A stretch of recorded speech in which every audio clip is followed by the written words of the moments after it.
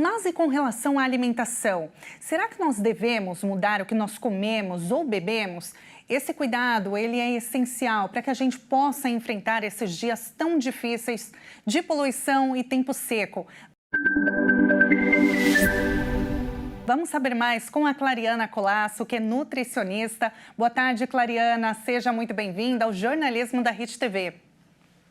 Boa tarde, é sempre um prazer estar com vocês. Prazer é todo nosso. Clariana, esse período de seca e poluição, ele exige alguns cuidados diferentes com a nossa alimentação? Exige sim, principalmente em relação à hidratação. Quando a gente fala para uma população saudável, a gente precisa consumir pelo menos 35 ml por quilo de peso. Então, para pessoas com cerca de 70 quilos, seriam 2,5 litros apenas de água, sem contar os sucos, os refrigerantes, os cafés, todas as bebidas que são açucaradas. Então, nesse momento que a gente está vivendo, a gente precisa redobrar aí a atenção em relação à hidratação, principalmente em crianças que não têm essa percepção de sede, principalmente quando estão fazendo atividades mais lúdicas, e idosos também, que acabam não percebendo e muitas vezes têm dificuldade de locomoção e acabam se hidratando menos. Então, sempre manter um copo de água por perto e tomando mesmo que não sinta vontade. Agora, Clariana, a nossa equipe foi às ruas e fez algumas perguntas, para as pessoas. Aliás, conversou com algumas pessoas e perguntou se elas tinham alguma dúvida para você. Vamos ouvir. Perfeito. Quais frutas devo comer nessa época de calor? E aí, Clariana?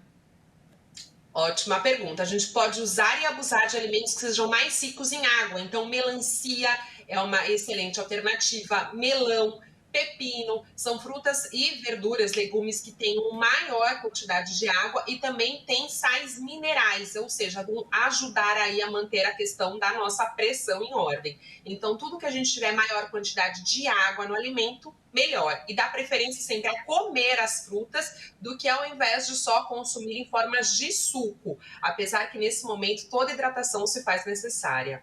Agora a gente tem mais uma perguntinha, vamos ver. Eu posso tomar refrigerante e suco para me hidratar?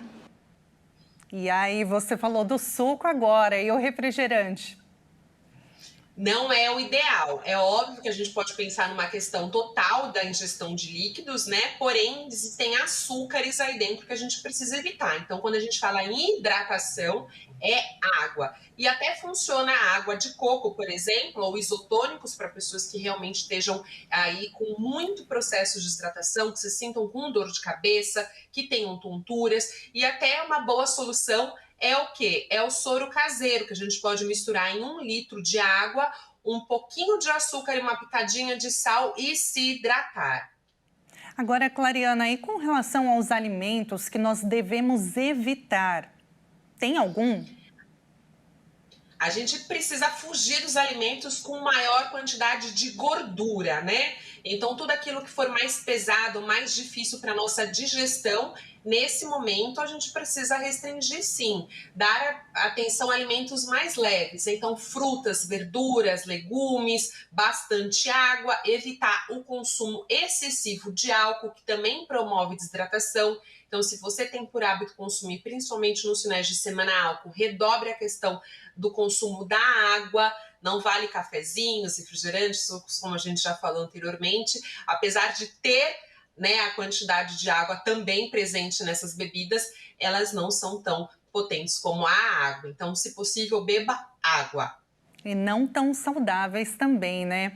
Agora, com relação às crianças, Clariana, crianças e idosos, vamos dizer assim, porque são os grupos mais sensíveis, né? De maior risco nesse período de seca, de calor extremo. A alimentação, ela deve também ser mais saudável, mais rica em água? O que você diz?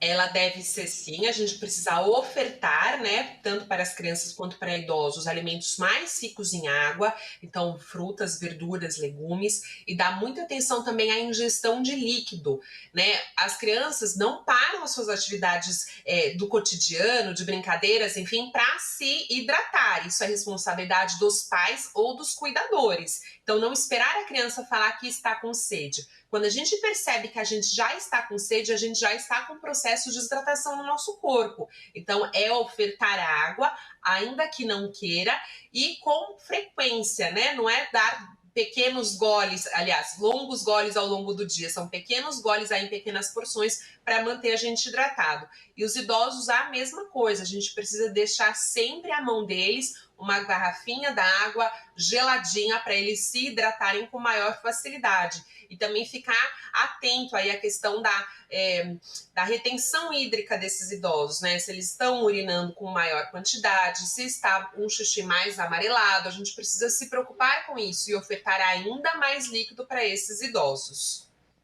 Ana, olha, muito obrigada. Foi um prazer falar contigo e receber todas as suas orientações.